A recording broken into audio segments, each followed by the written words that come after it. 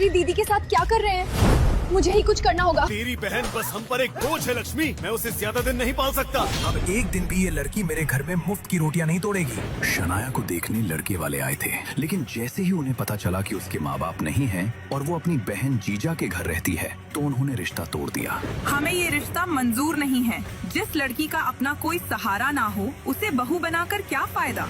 इतना कहकर लड़के वाले चले गए और उनके जाते ही शनाया के जीजा का गुस्सा फूट पड़ा। देख लिया, कोई शादी नहीं करेगा इससे। पूरे मोहल्ले में मेरी नाक कटवा दी इस लड़की ने। सुनिए, इसमें शनाया की क्या गलती है? लेकिन बात पूरी होने से पहले ही जीजा जी ने लक्ष्मी को जोरदार थप्पड़ मार दिया। लक्ष्मी के होंठ से खून निकल आया और ये देखकर शनाया गुस्से में बोली, बस जीजा जी, मेरी दीदी पर दोबारा हाथ मत उठाइएगा। आपको यही चाहिए ना कि मैं इस घर से चली जाऊं? तो ठीक है, मैं अभी चली जाती हूं, हमेशा के लिए। शनाया, तू कहाँ जाएगी? 4 बातें सुनकर अगर रहने को छत मिल रही है तो सह लेना। आज नहीं तो कल कोई लड़का मिल ही जाएगा शादी के लिए। नहीं दीदी, अब बात मेरे अपमान की नहीं, तुम्हारे सम्मान की है। मैं नहीं चाहती कि मेरी वजह से तुम्हारी जिंदगी नरक हो जाए। इतना कहकर शनाया गुस्से में अपनी स्कूटी लेकर घर से निकल गई।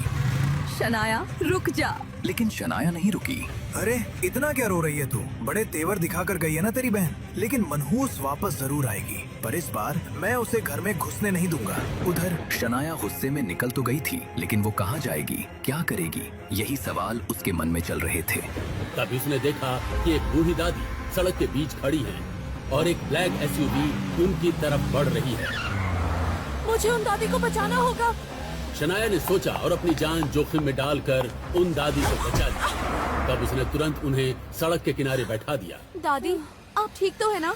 हाँ बेटा, तुमने मुझे सही वक्त पर बचा लिया, वरना पता नहीं क्या हो जाता। तुम्हारा नाम क्या है?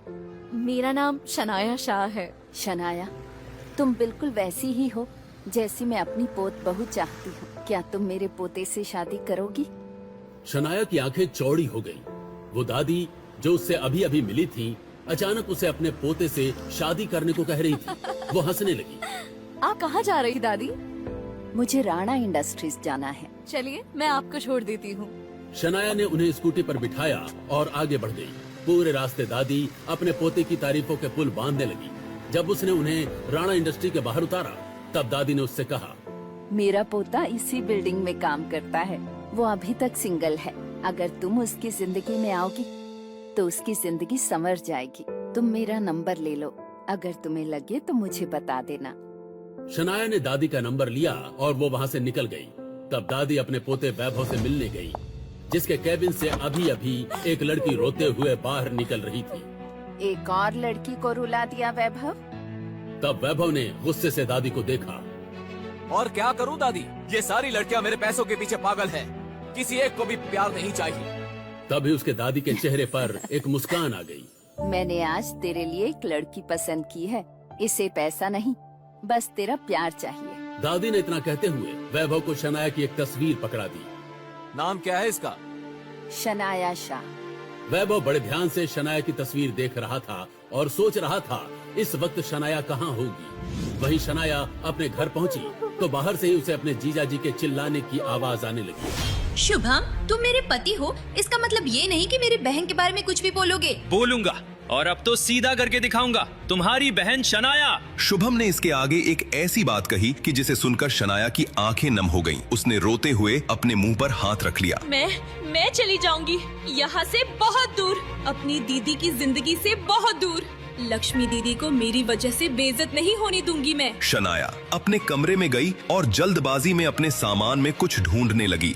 वो कहाँ गया? मैंने कल यही तो रखा था। शनाया ने अपने हैंडबैग का सारा सामान जमीन पर गिरा दिया और उसके सामान के साथ ही गिरा एक कार्ड, जिस पर लिखे फोन नंबर को देख शनाया की सांसें अटक गईं। अब इसके सिवा और कोई चारा नहीं है। शनाया ने कांपते हाथों से वो नंबर डायल किया और 2-3 रिंग होने के बाद ही सामने से एक बुजुर्ग औरत की आवाज आई। शनाया बिटिया, तुमने इतनी रात को फोन किया, सब ठीक तो है ना? दादी जी, वो मुझे आपका ऑफर मंजूर है। शनाया ने इतना कहा ही था कि सामने से वो बुजुर्ग औरत माया राणा खुशी से बोली, शनाया, ये तो बहुत खुशी की बात है। तुम अपने सारे कागजात लेकर कल सुबह कोर्ट रूम के बाहर मिलना। मैं जरा सी भी देर नहीं करना चाहती।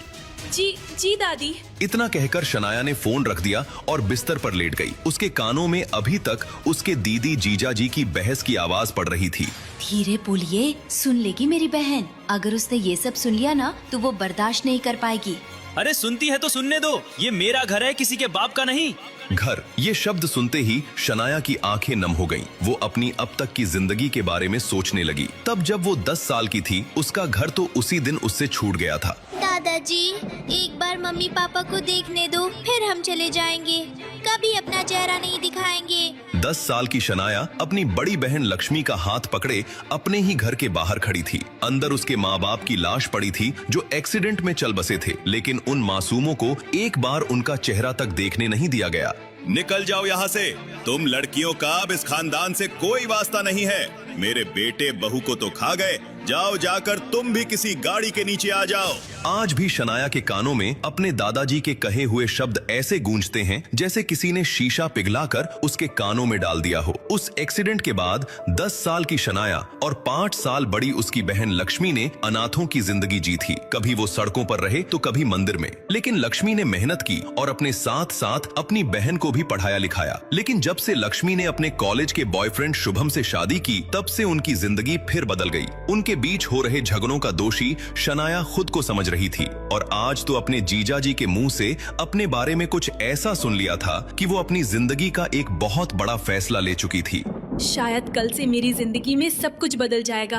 क्या मैं ये सब झेल पाऊंगी? इसी सवाल के साथ शनाया ने आंखें मूंद ली और कल सुबह का इंतजार करने लगी। और सूरज की पहली किरण निकलते ही वो किसी को बिना कुछ बताए निकल पड़ी अपनी जिंदगी के एक ऐसे सफर पर जिसका चुनाव उसने कल खुद किया था। इस वक्त वो कोर्ट रूम के बाहर खड़ी किसी का इंतजार करने लगी। शनाया बेटा, शनाया तुम आ गई। माया राणा को देख शनाया, जी जी दादी। ये मिलो मेरे पोते वैभव से, इसी से होनी है आज तुम्हारी शादी। दादी की बात सुनकर ही शनाया की हार्ट बीट फास्ट हो गई।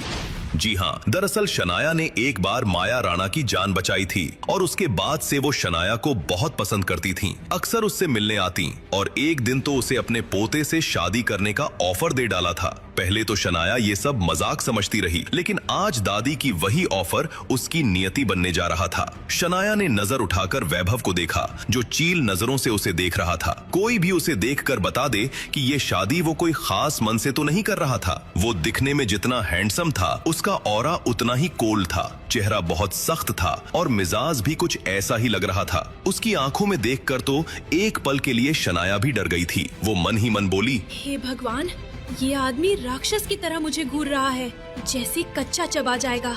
इसके साथ मुझे शादी करनी होगी।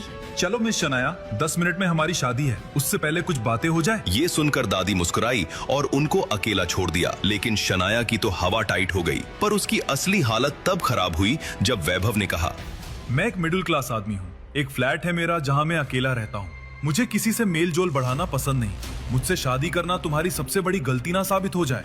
वक्त है, सोच लो फिर से। शनाया क्या ही सोचती, उसने बहुत ही सोच समझकर ये फैसला लिया था जिससे वो पीछे बिल्कुल नहीं हटने वाली थी। मिस्टर राणा, मैं शनाया शाह। मेरी एक हैंडक्राफ्ट और किताबों की दुकान है। मेरी भी इस शादी से कुछ खास उम्मीदें नहीं हैं, तो आपको चिंता करने की कोई जरूरत नहीं है। शनाया के जवाब को पाकर वैभव उसे गुस्से में घूरने लगा। उसे उससे इस जवाब की उम्मीद नहीं थी। फिर अगले 10 मिनट में ही शनाया कोर्ट रूम से वैभव के साथ बाहर निकली और अब पेपर्स में उसका नाम शनाया वैभव राणा हो गया था। वो वैभव की पत्नी और दादी की बहू बन चुकी थी। शादी को अभी हुए 1 मिनट ही हुआ होगा कि वैभव बोला, मैं निकलता हूँ, ऑफिस में एक जरूरी मीटिंग है। मैंने अपने फ्लैट का पता तुम्हें भेज दिया है, तुम टैक्सी करके आ जाना। वैभव जाकर अपनी गाड़ी में बैठ गया, लेकिन दादी गुस्से में उसके पीछे गईं। ये क्या तमीज है वैभव? यही संस्कार दिए हैं हमने तुम्हें, और तुमने उससे अपना सच क्यों छिपाया? दरअसल वैभव राणा कोई आम आदमी या मिडिल क्लास मैन नहीं था। वो राणा इंडस्ट्रीज का मालिक, टॉप बिजनेसमैन था जो अरबों की संपत्ति का मालिक था। लेकिन शनाया के सामने उसने खुद को अलग तरफ से इंट्रोड्यूस किया। यहाँ तक कि उसके सामने तो वो गाड़ी भी सस्ती से लेकर आया था। दादी, आपने शादी करने की जिद की और मैंने कर ली, लेकिन मैं इस लड़की को परखना चाहता हूँ और आपको मेरी कसम, मेरे और शनाया के बीच आप कुछ नहीं बोलेंगे। जिस दिन मुझे वाकई लगेगा वो राणा परिवार की बहू बनने के लायक है, उस दिन मैं उसे सबसे मिलाऊंगा और सच भी बताऊंगा। माया राणा कुछ न कह सकी, पर मन ही मन प्रार्थना करते हुए बोली, ईश्वर, बस मुझे मेरे किए पर पछताना ना पड़े। इस सफर में शनाया का साथ देना। सबके जाने के बाद हाथ में शादी के पेपर्स पकड़े शनाया फीका मुस्कुरा दी। हर लड़की की तरह उसने भी शादी के अरमान सजाए थे, पर दूर दूर तक उसने नहीं सोचा था कि उसे ये सब करना पड़ेगा। कुछ देर बाद ही शनाया अपराधी की तरह अपनी बहन लक्ष्मी के सामने सर झुकाए खड़ी थी। ये तूने क्या किया शनाया?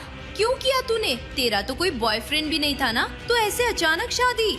दीदी, मैं कुछ दिन पहले ही वैभव से मिली थी। हम एक दूसरे को पसंद करने लगे और आज शादी कर ली। अब से मैं उसी के साथ रहूंगी। तू झूठ बोल रही है शनाया। तूने ये सब मेरे लिए किया ना, मैं खुद को कभी माफ नहीं कर पाऊंगी। लक्ष्मी खुद को बहुत बेबस महसूस कर रही थी। किसी वक्त पर जब वो सेल्फ इंडिपेंडेंट थी, अच्छा कमाती थी, तब बात कुछ और थी। लेकिन अब वो 1-2 साल के बच्चे की माँ भी बन चुकी थी। उसका वजन काफी ज्यादा बढ़ चुका था और शुभम के साथ उसका रिश्ता कड़वाहट से भर चुका था। मुझे माफ कर दे शनाया। तेरी दीदी तेरे लिए कुछ नहीं कर पाई ना। मैं तुझे माँ बाप का प्यार नहीं दे पाई। नहीं दी, लेकिन हमें कभी ना कभी तो अपनी अपनी जिंदगी जीनी थी ना। आज से आप अपना घर संभालिए और मैं अपना। नम आंखों से अपनी बहन से विदा लेकर शनाया वहां से चली गई, ये सोचकर कि शायद अब लक्ष्मी की जिंदगी में कोई दुख तकलीफ नहीं आएगी। लेकिन वो कितना सही थी, ये तो वक्त ही बताने वाला था। वही शनाया वैभव के दिए हुए एड्रेस पर पहुंच गई, लेकिन वो परेशान होकर बोली, मैंने उनसे फ्लैट नंबर और फ्लोर तो पूछा ही नहीं था। शनाया ने वैभव को तुरंत कॉल किया, जो एक मीटिंग में बिजी था। अननोन नंबर से आता कॉल उसने इग्नोर किया और शनाया के फिर से कॉल करने पर उसने वो नंबर सीधा ब्लॉक कर दिया। ये क्या इन्होंने मुझे ब्लॉक कर दिया? शनाया हैरानी और गुस्से के मिले जुले भाव से दादी को कॉल करके फ्लैट के बारे में पता करती है। दादी, आप जानती है फ्लैट नंबर क्या है? रुको बिटिया, मैं अभी उस नालायक की खबर लेती हूँ।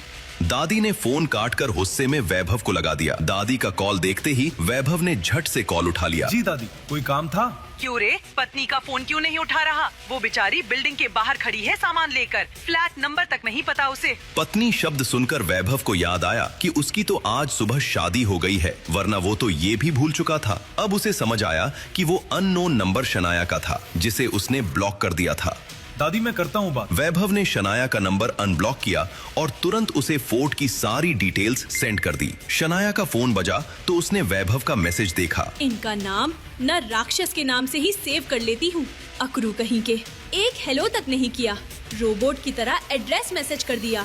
शनाया फ्लैट के अंदर पहुंची। उस विशाल फ्लैट को देख शनाया हैरान थी। जगह बहुत अच्छी थी, लेकिन देखकर ही वो समझ गई थी कि ये अभी हाल फिलहाल में ही खरीदा गया होगा, क्योंकि घर की जरूरतों का कोई सामान वहाँ ठीक से मौजूद नहीं था। पता नहीं अब मैं उस खरूस के साथ यहाँ कैसे रहूंगी। शनाया वहाँ ज्यादा देर रुकना नहीं चाहती थी, इसलिए वहाँ अपना सामान रख अपनी दुकान में चली गई। दरअसल शनाया बहुत डरी हुई थी कि आज रात वो कैसे वैभव के पास जाएगी। अभी वो उसे जानती कितना थी, वो उस पर भरोसा भी नहीं कर सकती थी। तभी किसी ने उसके कंधे पर हाथ मारा। शनाया किस सोच में गुम है? कस्टमर्स कब से आवाज दे रहे हैं। शनाया की दोस्त जैस्मीन की बात सुनकर वो अपने ख्यालों से बाहर निकली। जैस्मिन, मुझे बहुत डर लग रहा है। डर? भूत या राक्षस देख लिया क्या तूने? नहीं, एक राक्षस से आज सुबह थोड़ी सी शादी कर ली मैंने। क्या? शनाया ने सब कुछ जैस्मीन को बताया, जो कल रात से अब तक उसके साथ हुआ था। शनाया, ये तूने क्या किया? अगर वो आदमी इतना ही रूड है तो पता नहीं अकेले में तेरे साथ कैसा बिहेव करेगा। उसने कुछ किया ना तो मैं उसका सर फोड़ दूंगी। मैंने भी मार्शल आर्ट सीखे हुए हैं। शनाया शाम को दुकान बढ़ाकर और अपनी दोस्त से हिम्मत लेकर अपने नए घर की तरफ चली गई। किचन का कोई सामान तो वहाँ मौजूद नहीं था, इसलिए उसने अपने लिए डिनर ऑर्डर किया और ठीक से घर को देखने लगी। वहीं गाड़ी में बैठा वैभव भी शनाया के बारे में ही सोच रहा था। उसे भी अलग ही टेंशन थी। अगर इस लड़की ने मेरा फायदा उठाने की कोशिश की तो नहीं, मैं उसे अच्छे से समझा दूंगा। वहीं गाड़ी में आगे बैठा हुआ उसका बॉडीगार्ड बोला, सर, हमने सब तैयारी कर ली है। गार्ड्स को सीक्रेटली तैनात रहने का ऑर्डर दे दिया है आपकी सेफ्टी के लिए, और मैम को भी आपकी सच्चाई नहीं पता चलेगी। गुड, वैसे वो उसका नाम क्या है? वैभव को तो ये भी याद नहीं था कि सुबह उसकी शादी जिस लड़की से हुई उसका नाम क्या था। यहाँ तक कि वो शनाया का चेहरा भी भूल चुका था। बॉडीगार्ड हैरानी से बोला, सर शनाया नाम है मैम का। वैभव ने सर हिलाया और बिल्डिंग के कुछ नजदीक पहुंचकर अपनी कार फिर बदल ली। वो फ्लैट के बाहर पहुंचा और बेल बजाई। कई बार बेल बजाने के बाद भी जब दरवाजा नहीं खुला तो उसने गुस्से में शनाया को कॉल किया, लेकिन शनाया ने वो भी नहीं उठाया तो वो थोड़ा परेशान हो गया। ये लड़की ठीक तो होगी ना? वैभव ने एक्शन में आते हुए एक जोरदार लात दरवाजे पर मारी की आवाज सुनते ही एक झटके में गहरी नींद में सो रही शनाया की आंख एक झटके में खुल गई। शनाया भागते हुए बाहर की तरफ दौड़ी और दरवाजा खोल दिया। वो मैं सो गई थी। वैभव ने कुछ नहीं कहा और गुस्से में फ्लैट के अंदर आया। जाकर हॉल में बैठो, मुझे तुमसे कुछ बात करनी है। शनाया दरवाजा बंद करके उसकी तरफ पहुंची तो वो सोफे पर कुछ कागज पटकते हुए, साइन कर दो इन पेपर्स पर अभी। शनाया ने हैरानी और डरते हुए उन पेपर्स को कांपते हुए हाथों से पढ़ना शुरू किया तो उसकी आंखें बाहर निकल आईं। वो पेपर्स सख्ती से टेबल पर रखते हुए चिल्लाई, ये क्या मजाक है? मिस्टर राणा, आप अपने आप को समझते क्या हैं? हाँ, यही है इस शादी का सच। आज के बाद हम इस घर में तो रहेंगे, लेकिन अजनबियों की तरह। शनाया ने भारी मन से साइन कर दिए। दिन बीतने लगे और उनके बीच दूरियां बनी रही। अब वो दोनों एक दूसरे को देखते तक नहीं थे, लेकिन एक दिन सब बदल गया जब वैभव शराब पीकर घर आया और सीधा शनाया की बाहों में जा गिरा जो उसे संभाल रही थी। छोड़ो मुझे, पत्नी होकर मेरे नशे में होने का फायदा उठा रही हो। वैभव की बात को अनसुना करते हुए शनाया ने बिना एक पल गवाए वैभव के जीन्स से उसकी बेल्ट निकाल ली और नशे में धुत वैभव अपने आप को छुड़ाने की कोशिश कर रहा था। तुम ये सब इसलिए कर रही हो ना कि तुम मुझे ब्लैकमेल कर सको। छी, कितनी गंदी बातें करते हैं आप। एक तरफ थी गांव की सिंपल सादी खूबसूरत सी लड़की शनाया और एक तरफ शहर का बड़ा बिजनेस टाइकून वैभव राणा, जो कि एक नाम नहीं ब्रांड है। लोग जिसकी एक झलक के दीवाने हैं। वैभव की लाइफ में लग्जरी, पैसा, स्टेटस अहम है तो शनाया की लाइफ में डॉक्टर बनने के सपने और उसके कान्हा जी। शादी के इतने समय बाद भी वैभव शनाया की परछाई को भी बर्दाश्त नहीं कर सकता था और आज जब वैभव नशे में धुत घर आया तो पता नहीं क्यों शनाया वैभव का बेल्ट खींचने लगी। अरे क्या कर रही हो? छोड़ो मुझे। इधर शनाया ने थोड़ा जोर और लगाया और पलक झपकते वैभव शनाया को लेकर गिर चुका था। शादी के बाद ये पहली बार था कि दोनों एक दूसरे के इतने करीब थे। ना चाहते हुए भी वैभव अपनी नजर शनाया की खूबसूरत सी आंखों से हटा नहीं पा रहा था। शनाया ने वैभव का बेल्ट तुरंत एक हाथ से दूसरे हाथ लेकर दूर फेंक दिया। आपको हमारे कृष्णा जी की कसम, आप हमें बेल्ट से मारेंगे तो नहीं? मारूंगा नहीं तो तुम्हें मैं गोली ना मार दूं। बेल्ट की क्या जरूरत है? फिर इतनी शराब क्यों पी? मुझे पीने का शौक नहीं, पीता हूँ गम भुलाने को। उस दर्द को जो मेरी दादी ने तुमसे शादी करवा के मुझे दिया है। इतना कहकर वैभव बड़बड़ाता सा सोफे से उठकर अपने बेड तक जाने लगा। क्या लगता है दादी को जिद करके तुमसे शादी करवा दी? तब वैभव राणा को गांव की गवार शनाया के साथ फेरे करवा दिया।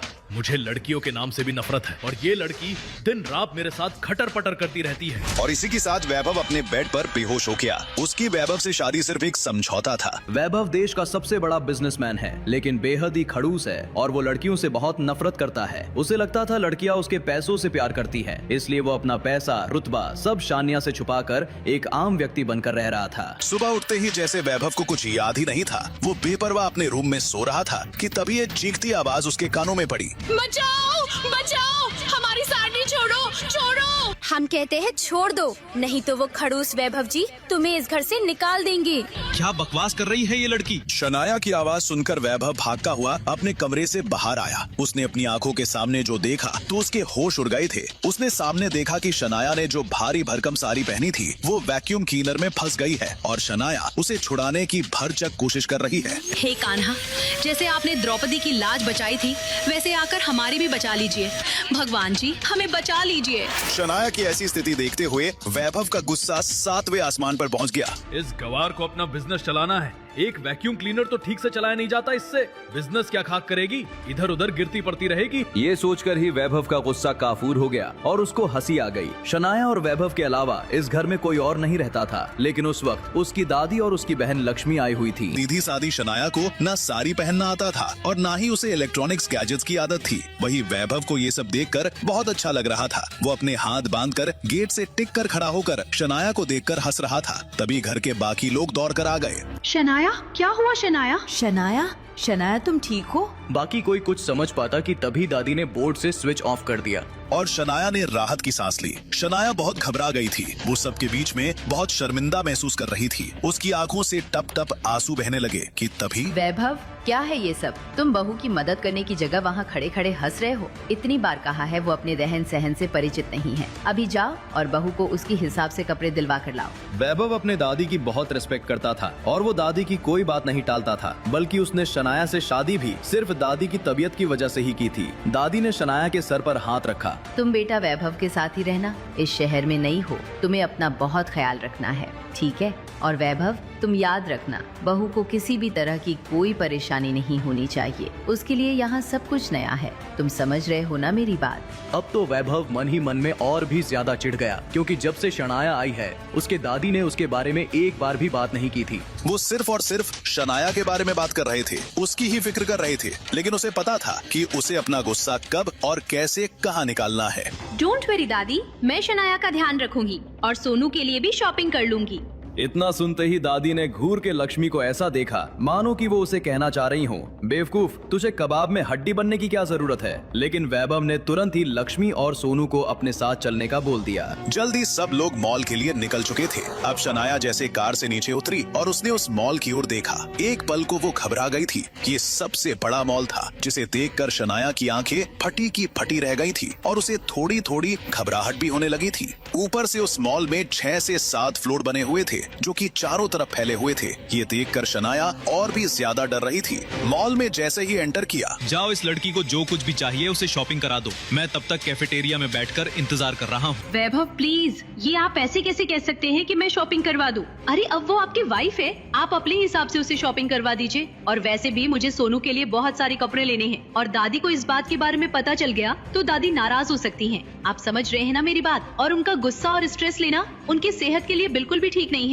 वैभव के गुस्से से सब लोग थरथराते थे। लेकिन जब से शनाया इस घर में आई है, सब लोग उस दोनों को एक करने की कोशिश कर रहे थे। इसलिए सब दोनों को छोड़कर बहाने बनाकर इधर उधर चले गए। अब बचे थे वैभव और शनाया। शनाया को कुछ समझ आता कि देव वैभव का सेक्रेटरी तुरंत वैभव के सामने आकर खड़ा हो गया। सर, ये रहा आपका लैपटॉप और ये आज की मीटिंग की पूरी डिटेल्स दिन की जगह रात की रीशेड्यूल कर दी है। हर बात से बेपरवाह वैभव अपना लैपटॉप लेकर वहीं बैठ गया और बेचारी शनाया उसके सामने बिना कुछ कहे खड़ी हो गई।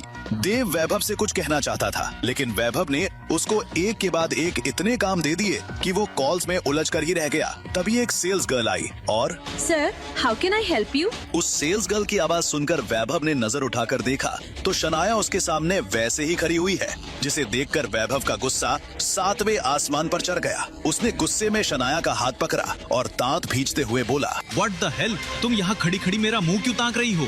जाकर कुछ ले क्यों नहीं लेती, या मेरी जान लेकर ही मानोगी? जी वो हमें पता नहीं। अच्छा हाँ, मैं भूल ही गया था। हाट में से खरीद के पहनने वाली लड़की मॉल में क्या खरीदेगी और क्या ही पहनेगी? वैभव की जली गटी बातें सुन के शनाया की आंखों से मोटे मोटे आंसू बहने लगे। ये बात सच थी कि शनाया एक छोटे से गांव से थी, लेकिन उसने हमेशा एक अच्छी जिंदगी जी थी। शनाया को इस तरह रोता देखकर देव का दिल भी पिघल गया, पर वो चाहकर भी कुछ कह नहीं सकता था। शनाया ने आसपास देखकर अपने आप को संभालने की कोशिश की।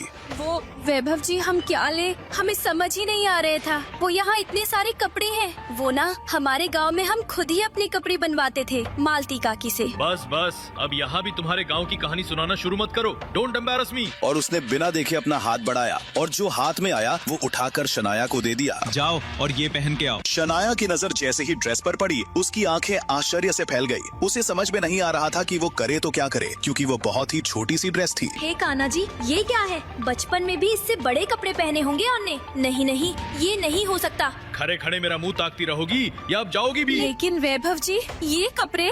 मुझे ना सुनने की आदत नहीं है। मैं अच्छी तरह से जानता हूँ कि तुम जरूर किसी न किसी प्लान के तहत मेरी जिंदगी में आई हो, लेकिन याद रखना, वैभव राणा को जब भी तुम्हारे खिलाफ इतना सा भी सबूत मिला, वो दिन तुम्हारी जिंदगी का आखिरी दिन होगा।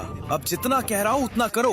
वैभव सारी बात अपने लैपटॉप में देखकर ही कर रहा था। ना ही उसने शनाया के बहते हुए आंसू देखे और ना ही ड्रेस जो उसे दे रहा था। वैभव को खुद लड़कियों के इतने छोटे कपड़े पहनना पसंद नहीं था। दूसरी तरफ शनाया को वैभव की बातें सुनकर इमोशनल हो गई और उसकी आंखों में आंसू आ गए। उसे समझ में ही नहीं आ रहा था कि आखिरकार उसकी गलती क्या है और उसने ऐसा क्या किया है जो वैभव उसके साथ इस तरह का बर्ताव क्यों करता है। शनाया के पास कोई और रास्ता नहीं था और वो बेबस होकर इधर उधर देखकर चेंजिंग रूम ढूंढने लगी। ये हम कैसे पहन सकते हैं? क्या हम जैसे गांव की लड़की के साथ वैभव जी की बहुत बेइज्जती होती है? शायद इसलिए वैभव जी चाहते हैं कि हम ऐसे कपड़े पहने।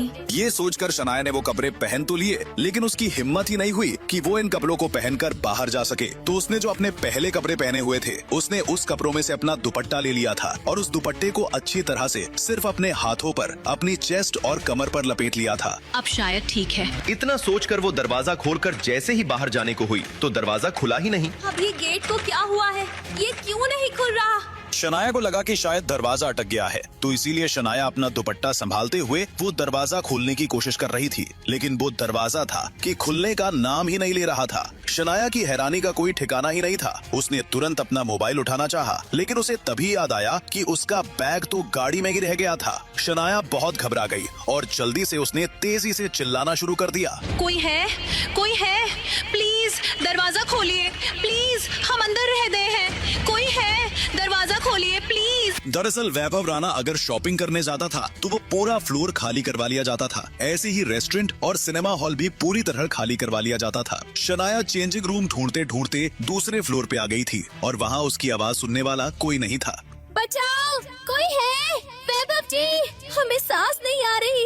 वैभव जी। इधर शनाया का रो रो कर बुरा हाल था, लेकिन दूसरी तरफ अरमान अपने काम में बिजी था। शनाया बहुत देर तक चिल्लाती रही। अब घबराहट की वजह से उसको सांस लेने में भी दिक्कत होने लगी। तभी बाहर फोन बजा। जी, आपका काम हो गया है। वहाँ का ऑक्सीजन लेवल बहुत कम है। बहुत जल्दी ही उन्हें सांस लेने में परेशानी होने लगेगी और आपके रास्ते का कांटा हमेशा हमेशा के लिए हट गया। खोलो।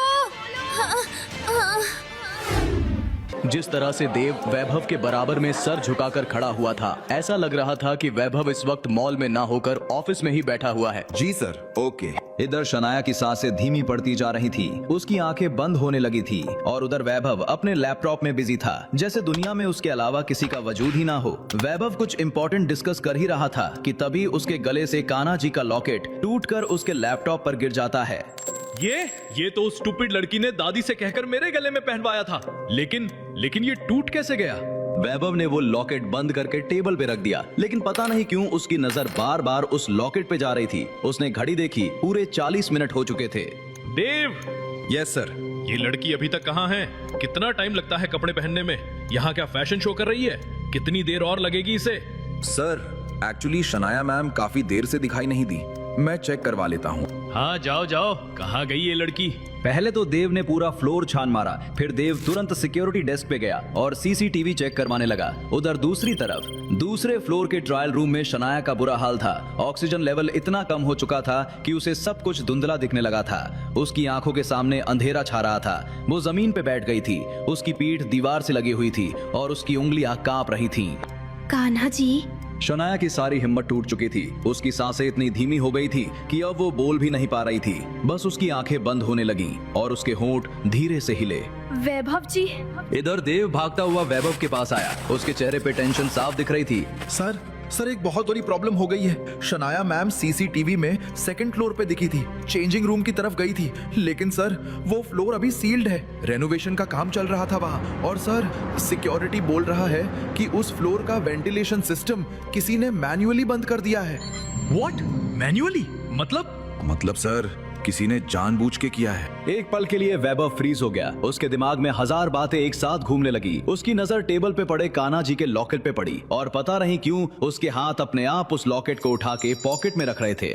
कौन सा floor? Second floor sir, east wing. Vaibhav ने एक पल भी नहीं गवाया। वो लैपटॉप छोड़ के उठा और इतनी तेजी से भागा कि देव भी पीछे रह गया। मॉल के एस्केलेटर्स बंद थे सेकंड फ्लोर के लिए रेनोवेशन की वजह से। वैभव ने सीढ़ियां लेनी शुरू की, दो सीढ़ियां एक साथ। उसका कोट पीछे उड़ रहा था, उसकी सांस फूल रही थी, लेकिन वो रुका नहीं। सर वेट, सिक्योरिटी को भेज देते हैं। सेकंड फ्लोर पे पहुंचते ही वैभव ने देखा सारे फ्लोर पर अंधेरा था। कंस्ट्रक्शन का सामान इधर उधर पड़ा था। डस्ट शीट से ढके हुए मैनिक्विन्स ऐसे लग रहे थे जैसे कोई खड़ा हो।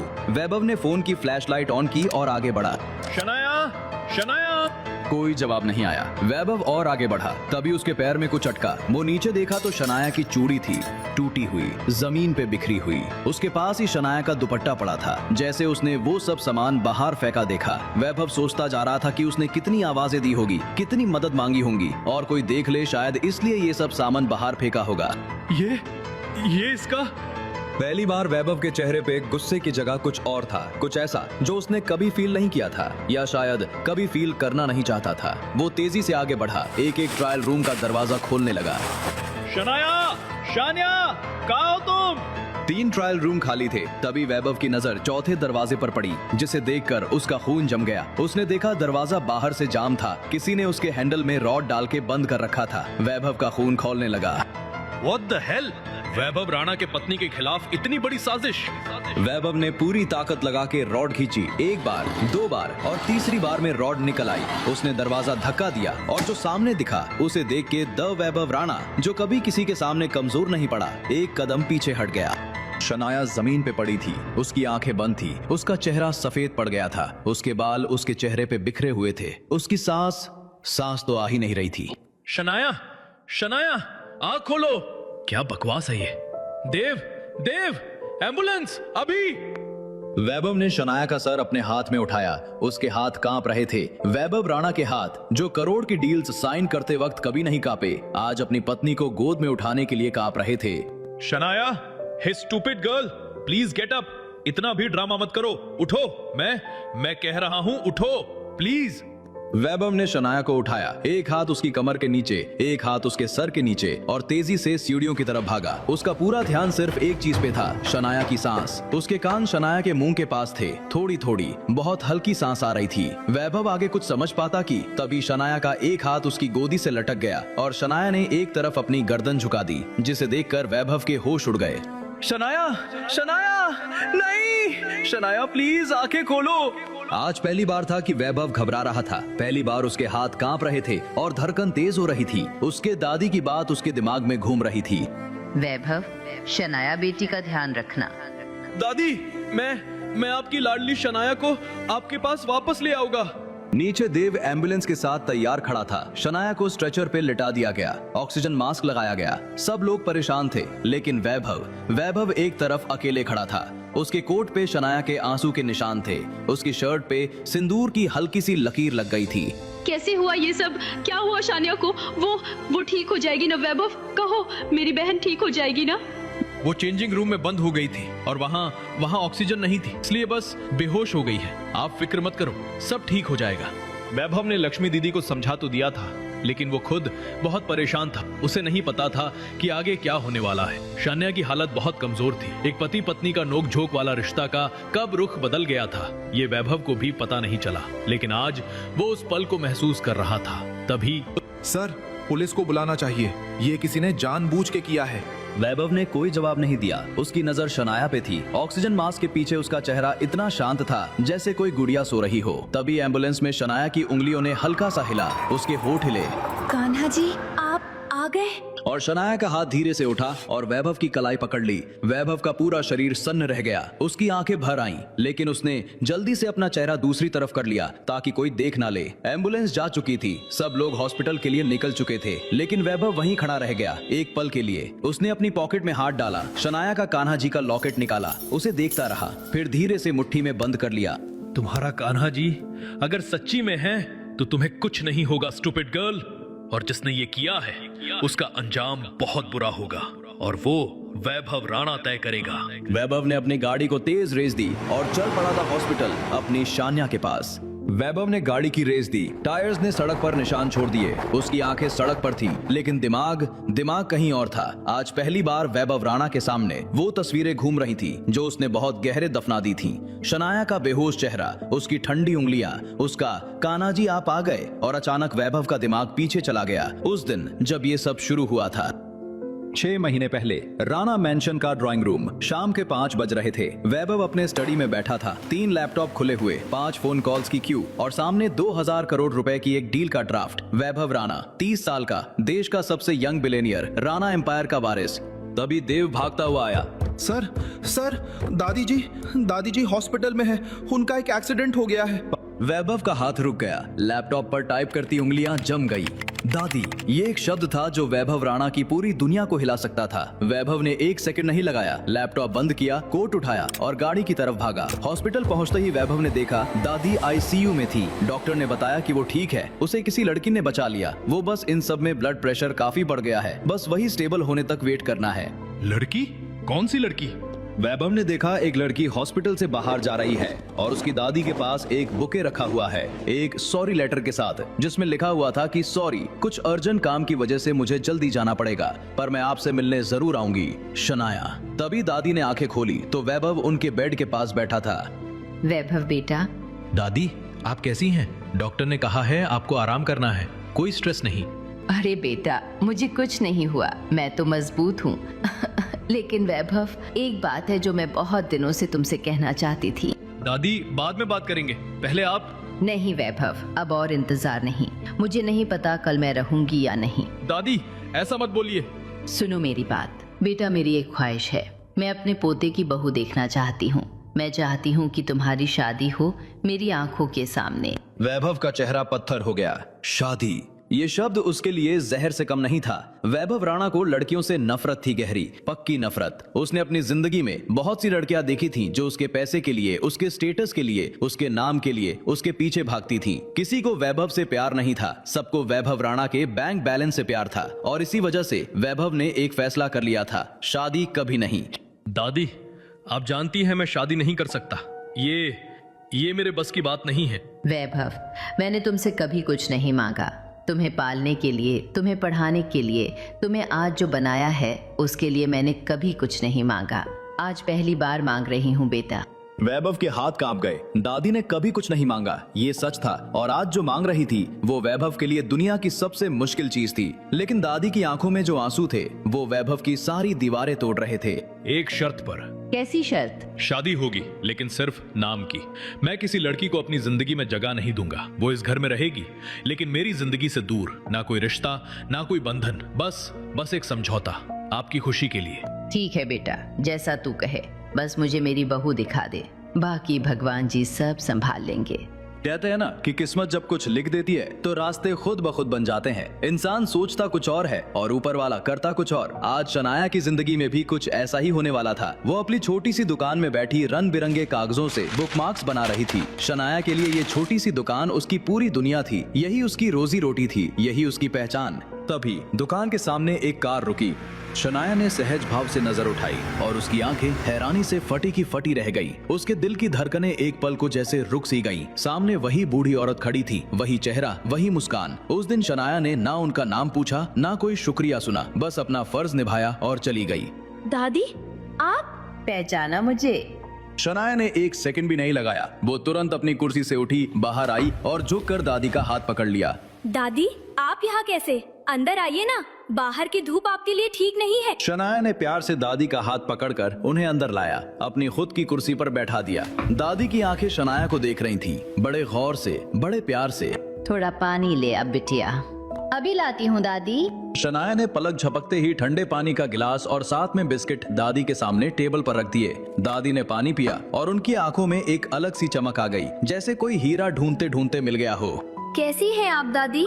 अब ठीक हूँ, सिर्फ तुम्हारी वजह से। दादी ने शनाया को देखा। इस लड़की ने उस दिन उन्हें हॉस्पिटल पहुंचाया, अपने पैसे खर्च किए और बदले में कुछ नहीं मांगा, ना नाम बताया, ना नंबर दिया, बस चली गई जैसे कोई देवदूत आया हो और अपना काम करके गायब हो गया हो। अच्छा एक बात बता, अपना नाम तो बता दे बेटा। वैसे अब तक तो मैंने तुम्हारा नाम देवदूत रख दिया है। दादी बिना आप, मेरा नाम शनाया है, शनाया शाह। और आपका? माया राणा।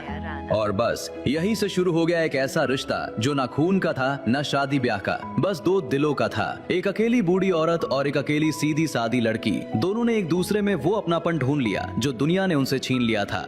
अगले 2 महीने हर सुबह करीब 10 बजे दादी की गाड़ी दुकान के सामने रुकती। शनाया पहले से पानी और चाय तैयार रखती। दोनों बैठती, बातें करती, हंसती।